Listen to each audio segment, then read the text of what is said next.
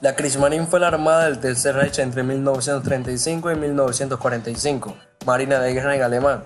Conformaba parte de una de las tres ramas de la Wehrmacht, las cuales eran la Luftwaffe, el Heer y la Kriegsmarine. Fue sucesora de la Marina Imperial Alemana, armada de la Alemania de la Primera Guerra Mundial, y de la Reichsmarine, armada de la República de Weimar. Luego, después de la división de la Alemania nazi en la República Federal Alemana y la República Democrática Alemana después de la Segunda Guerra Mundial, la Armada de la Alemania Federal se llamó Bundesmarine y la Armada de la Alemania Democrática se llamó Volksmarine. Sucesivamente, a la unificación de estas dos, la Armada Alemana pasó a llamarse Deutsche Marine, sucesora de la Bundesmarine y utilización de su emblema. La Kriegsmarine empezó a crecer a principios de los años 30, pero en 1935 se creó un convenio entre Alemania y el Reino Unido, el cual establecía que la flota alemana no podía sobrepasar el 35% del tonelaje de la flota británica, siendo aplicada en toda clase de buques, exceptuando los submarinos con 45%. Este tratado empezó a ser violado al empezar el desarrollo de la Kriegsmarine tras las victorias del Tercer Reich ante Austria y Checoslovaquia en el Anschluss y la invasión de Checoslovaquia, lo que cegó a Hitler en pensar que el Reino Unido no reaccionaría. Que para enero de 1939 fue propuesta una idea que consistía en ampliar la flota alemana entre 1939 hasta 1946, llamado el Plan Z, diseñado por el gran almirante Erich Raeder. Para iniciar este proyecto se presentaron dos opciones. La primera se basaba en la creación de una gran flota de submarinos y una flota pequeña de buques de superficie, principalmente basado para la protección de la costa y dañar las rutas de barcos de suministro de los aliados, ya que se creía mucho en la gran potencia de los submarinos U-Boat.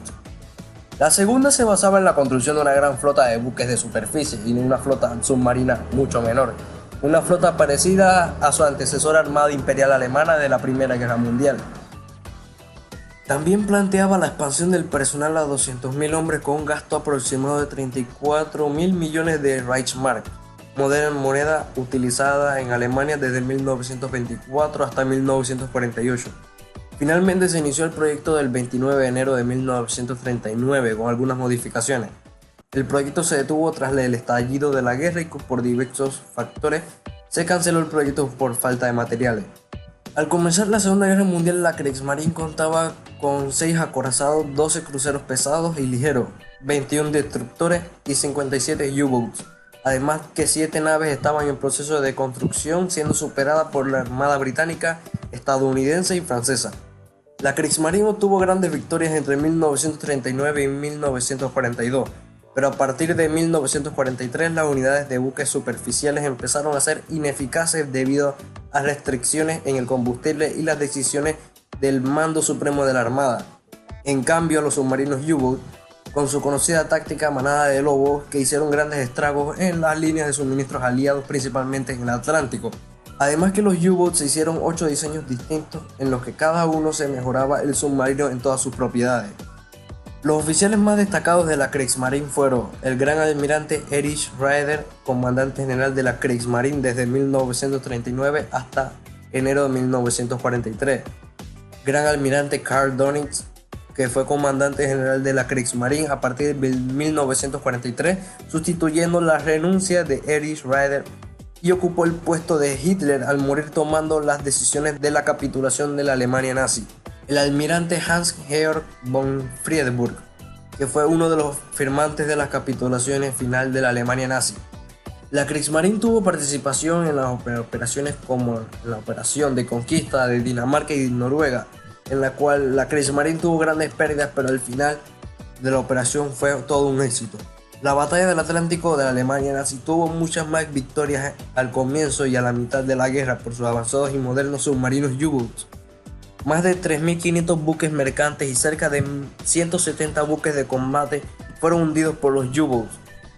Gran fue el impacto de los U-Boats, que el Reino Unido tuvo muchos problemas de abastecimiento fuera, además de afectar rutas de suministros por todo el mundo, llegando estos submarinos a combatir en todos los mares del mundo. Por ejemplo, en la historia del U-Boat U-530, que se acercó a las costas de Nueva York, en las que sus tripulantes pudieron admirar las luces de la costa y sus rascacielos en Manhattan.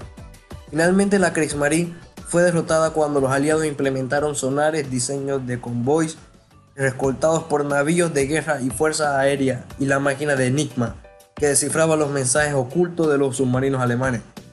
Las compañías con más producción de barcos de la Kriegsmarine fueron Blohm & Voss, que fue la productora de los submarinos U-Boats y el acorazado Bismarck. Deutsche Werke fue la principal desarrolladora de barcos mercantes y luego al establecerse el partido nazi inició la producción de buques de guerra. Estas compañías crearon una gran diversidad de navíos de guerra para la Kriegsmarine, cual llegó a estar compuesta hasta el final de la guerra por 4 acorazados, como el famoso acorazado Bismarck, 3 acorazados Pre-Dreadnought. Estos se diferencian de los acorazados en menor potencia de fuego y en menor tamaño, como el acorazado Hannover. 7 cruceros pesados, 6 cruceros ligeros, 27 destructores, 58 torpederos, 11 cruceros interceptores del comercio, 11 minadores, 250 cazaminas, 1170 submarinos y 12 cañoneros. La Kriegsmarine finalmente empezó a decaer cerca de 1944 al ser subestimada por la flota de los aliados, perdiendo la mayoría de sus buques de superficie y sus submarinos al ser descubiertos fácilmente por radares y desciframiento de mensajes.